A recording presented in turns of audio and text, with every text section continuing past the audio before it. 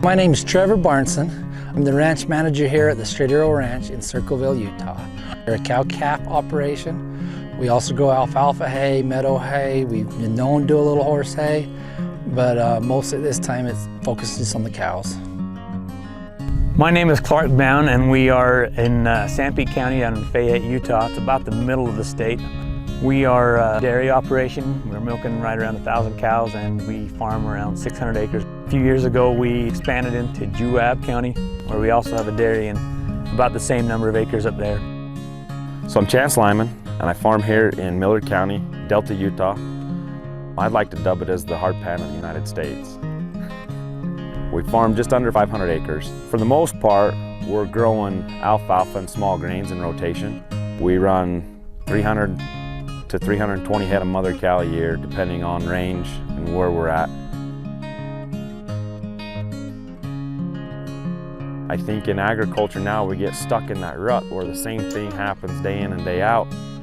We're expecting different results and we're not getting the results that we're actually striving for. So what appealed to me in being introduced to the soil health was the fact that I could raise something in the fall and bring the cattle home and have something to graze and extend my grazing season. Once I got going into it, I found out that there was a lot greater benefit in the fact that there was something living at all times, and that throughout the winter months I was able to come out and see activity, whether it was worms or biology at some certain state.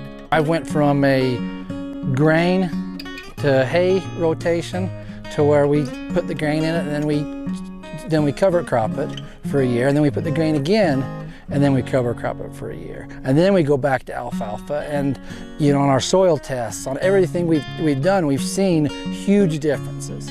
And so that, I guess, is the reason we did it. It was more of the economic side of it than the soil health. And the soil health has been something we've seen as we've implemented into place. I guess it was just kind of our Hail Mary. It was do or die. It was something we had to do. Our backs were against the wall.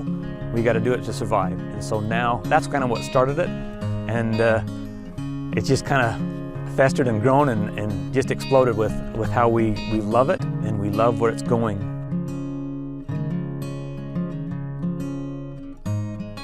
It's amazing to me how quickly you can see the difference, how fast you see results from no-till. The old-time farmers used to tell you if you put stuff in alfalfa that was a great way to develop soil. Well, a lot of that was because you weren't tilling the soil. All those organisms that are in there, we weren't turning them upside down and ripping them up. And so now we're doing the same thing as we're doing this. We're seeing the soil develop. Areas that were poor are now growing a lot better. We sample every year, sometimes multiple times a year. So we do see the organic matter improving, and it's surprising. I didn't think it would improve very much, but we're seeing it jump up, three quarters of a percent in 5 years. That is a big jump for us, and we all know how good organic matter is for our soil. Everybody loves to see that jump. I didn't understand how beneficial it was to leave all those roots in the soil. When we harvest our crops, we don't cut them close to the ground. Our corn stalks are, they're 8 to 10 inches tall. When we harvest our three-way or grains, we're leaving 6 to 8 inches of stubble. We don't want to scalp the ground. We want to leave it there so we can leave some of that armor on the soil. So we're building some of the organic matter on the top as well as what the roots are leaving in the soil. And as they degrade over time, we're capturing some of that. We're capturing that energy that the plants have given us, and we're not going to waste it by tilling it or harvesting it all off. In this field here, I wanted to try something that was more of a cool season cover crop, something that I could turn the cows out into, give my meadows more of a chance before we take cows down there. So what we did is, this field's got a lot of grain in it. It has a lot of ryegrass, spring peas, common vetch, balanza clover, triticale, some oats, turnips, kale, collards, buckwheat, and flax. I really actually like having the grains in here because, as the cows have been in here when it's headed out, it's kind of bring a lot of volunteer grain back. You come back green after every time you've grazed it back off. And both times put them in here, let them just kind of graze it for a couple weeks, and then kick them back to the meadows. We still have a good couple weeks where we can throw a herd of cows in here to finish them off before we start feeding. So I've been really, really impressed with this field. It's cut down on inputs, it's made us more productive, and it's given me additional places to put my cows. Guys that I've talked to in Idaho, Midwest, they've all said the same thing, is that you've got to ease into it, and when you ease into it, take your time and make sure it's a program. How I manage my cover crop depends on where I'm at, where my growth is, and what I want to accomplish. But I do like the intensive side of it. I've had upwards to 110 cattle on an acre a day, and I move every morning. They have that acre all day. They're content, they're satisfied. I've tried several different ways. This fall coming into it, I didn't have the growth that I wanted, so I haven't intensified. My plan is get the growth this spring, and then I'll go back to the intense grazing.